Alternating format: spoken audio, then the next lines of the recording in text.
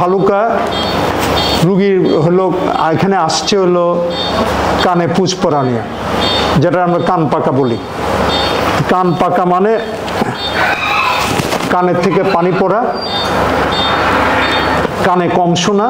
আর আমরা যখন দেখি কানটাকে আমরা মাইক্রোস্কোপে বা লাইটে দেখি, পরিষ্কার করে দেখি কানের পর্দাতে একটা ফুটা থাকে।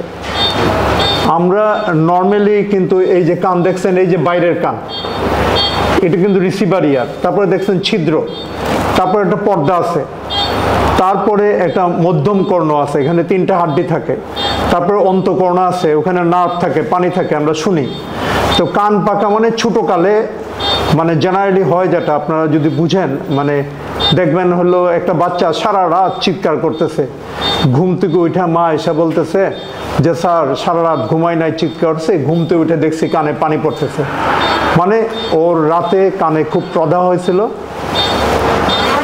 রাত্রে যখন এই মানে আমরা বলি কানে, মানুষকে বোঝার জন্য বলি, মানে কানে প্রদাহ মানে কানে ইনফেকশন হয়েছে, কানে বন্যা হয়েছে। তো বন্যা হলে কি করে, যেদিকে সে রাস্তা পায় ওদিকে ভেঙে বের হয়ে যায়।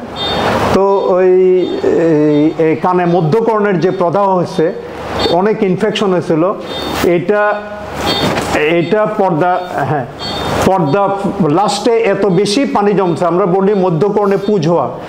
সে কি করছে, যেখানে সুযোগ পাইছে পর্দাটাকে ফেটে বেরিয়ে গেছে।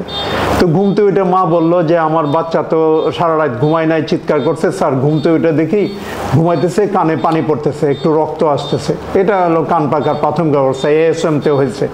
এই বাচ্চাটা একটা কানে এমনি ভালো হয়ে যেতে পারে, ওষুধে ভালো হয়, অথবা কানে পর্দা ফুটা নিয়ে বড় হতে পারে। যেমন এই লোকটার 2 কানেই ফুটা ছিল আমার কাছে যখন আসছে, ওনার বয়স 25, ভালুকা বাড়ি।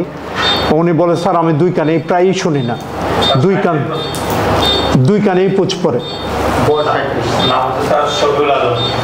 তো এখন এই আমরা বলছি, এখন আমরা আমাদের দেশে এখন কান পাকার সব চিকিৎসাই কিন্তু অ্যাভেলেবল। সব চিকিৎসা অ্যাভেলেবল বলতে আমরা বলি হলো, প্রথমে আমরা ওষুধে ট্রাই করি মেডিকেল ট্রিটমেন্টের জন্য, যে কানটা যদি শুকনা হয়। শুকনা না হলে কী হতে পারে, এই কান পাকা যদি কন্টিনিউ করে, কান পাকা কন্টিনিউ করলে কান তো শুধু এই মধ্যকর্ণে থাকে না, মাস্টার একটা কমপ্লেক্স আছে ওখানে থাকে, ওখানে জমে থাকে। তো টিউবওয়েলের নিচে দেখছেন গর্ত হয়ে যায়, কেউ করে দেয় না, পানি পড়তে পড়তে এই টিউবওয়েলের নিচে গর্ত হয়। এইরকমও কানের হাড্ডির মধ্যে অনেক পানি থাকে, পুঁজ থাকে, সারাউন্ডিং হাড্ডি অনেকগুলো পচে যায়। সারাউন্ডিং হাড্ডি পচবে না। তো এখন কান পাকা একটা হলো ভালো হয়ে যেতে পারে, আর একটা হলো এটার হাড্ডি পচে আমরা কোলিস্টেটোমা বলি, এটা হইতে পারে।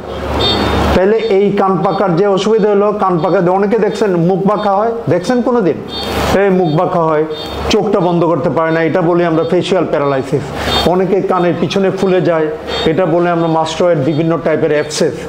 অনেকে সিভিয়ার ব্যথা হয়, এখানে ব্রেনের দূরত্ব মাত্র কিন্তু 2 মিলিমিটার।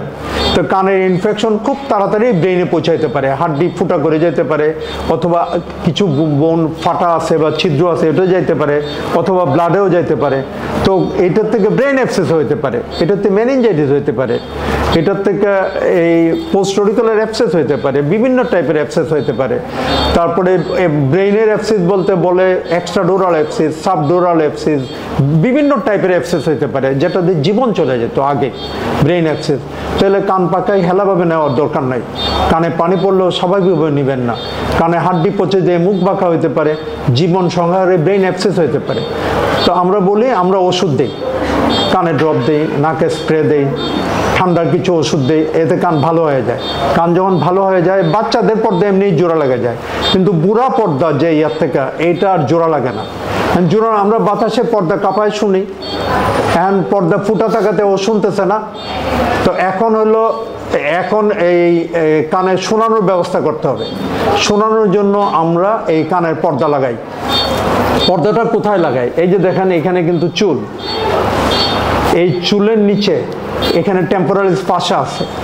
আমরা এই যে ফুটাটা এইটার নিচের থেকে আমরা দেখেন এখানে যেন কাটছি, এইটার নিচের থেকে পর্দাটা নিচ্ছে, পর্দা এখানে আছে, এই পর্দাটা দিয়ে আমরা পর্দা লাগাইছি। প্রথম ওই যে ফুটাটা থাকে, ফুটার মার্জিনটা ক্লিয়ার করি, তারপরে পর্দাটারে পিছন থেকে আস্তে আস্তে উপরে উঠাই, তার নিচে ওই যে নিছিলাম মাচাং করে দেই, পর্দাটারে বসাই দেই, ওইটাই কিন্তু পর্দা না, এটা হবে একটা স্ক্যাফোল্ড বলি, এটার উপরে ওই সাইডের থেকে কাইটে দিচ্ছে এসে পর্দাটা ভেড়ে যায়। তো ইনশাল্লাহ পিছনে দুইটা নার্ভ থাকে কর্ডা টিম্পানি, অনেকের অপারেশনের পরে যদি এটা ইনজুরি হয় মুখের জিব্বার টেস্টে এটা দেয়, জিব্বার টেস্ট নষ্ট হবে। তো আমরা অপারেশনে এটা খুব খেয়াল করি যে আমরা দেখছি কর্ডা টিম্পানি নার্ভটা আছে, এটা মাইক্রোস্কোপে দেখা যায়, দেখার পরে আমরা এই পর্দাটাকে বসায় দিয়ে পিছন দিকে সেলাই করে দিছি, তো কানের পর্দা হয়ে গেছে। তো কান পাকা, এখন এই কান পাকার জন্য বিদেশে যাওয়া তো দরকার নাই, দুই কানে ফুটাই কেউ বলবেন যে দুই কান একসাথে করার দরকার নাই, তাহলে খুব গরিব হইলে পরে যারা ছুটি পায় না বা বিবাহযোগ্য মেয়েদের আমরা করি, বাট একটা একটা করেই ভালো।